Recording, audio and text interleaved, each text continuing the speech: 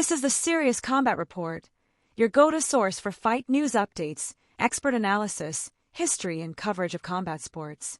Whether it's the ring or the cage, we bring you the facts. Subscribe now, stay informed. Gervontaa, Tank, Davis escaped with a majority draw against Lamont Roach Jr. to retain his WBA lightweight title.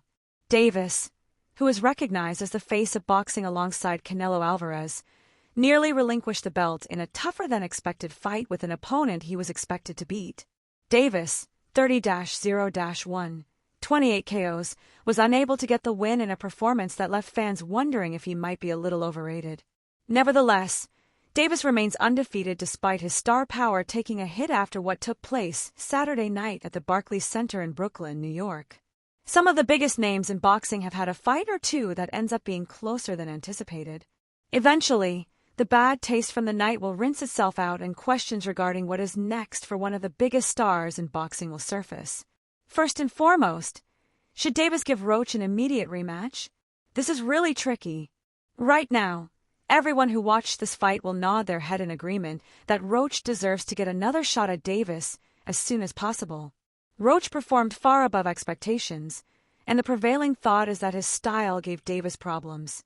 After the fight, Davis said he would welcome a rematch.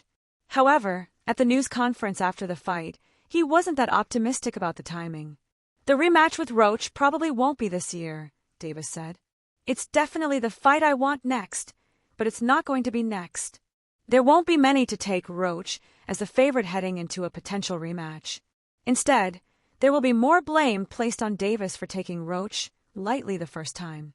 The expectation for a rematch is that order will be restored, with Tank handling business just as he was expected to in the first fight. Some will say Roach was robbed, but the reality is that it was a close fight.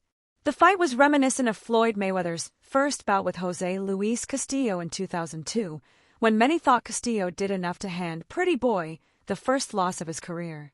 Mayweather escaped with a decision victory and won handily when the rematch happened 7 months later. The difference is that Mayweather was still on the rise, but Tank is already a certified star. There wouldn't be much to gain in a rematch for Davis aside from setting his mind at ease.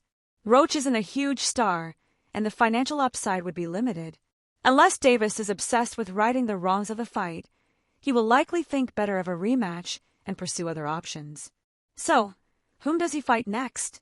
There's an obvious showdown with Shakur Stevenson that would be a massive battle between an offensive dynamo and a defensive specialist. However, with Stevenson now aligned with Eddie Hearn's Matchroom Boxing and working with boxing power broker Turki Al-Sheikh, chairman of Saudi Arabia's General Entertainment Authority, the fight is difficult to make.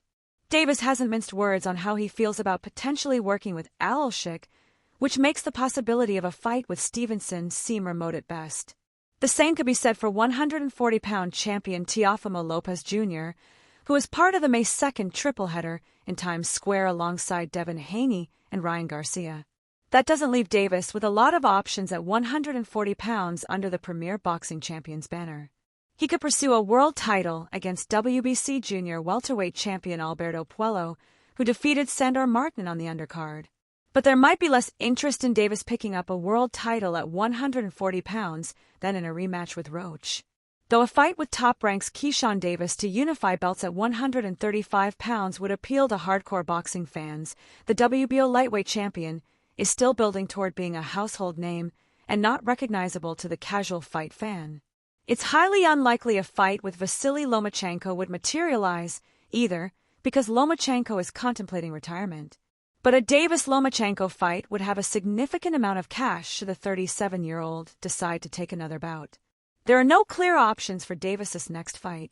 Unless he lowers his guard and plays ball with Al-Sheikh, he probably won't get a high-profile opponent who would net him a bigger fight purse than the Roach rematch.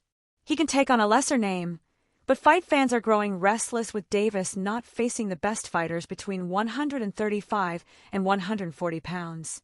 The reality is that Davis's name carries enough weight to sell out arenas, 19,250 in attendance Saturday, and pull in solid pay-per-view numbers without a high-profile opponent attached. He might want the eventual rematch with Roach because the draw is nagging at him. But let's see how he feels next month. Subscribe now for deep dives into combat history, fight breakdowns, and exclusive coverage of combat sports. I'm Amanda Sutherland, and this is Serious Combat.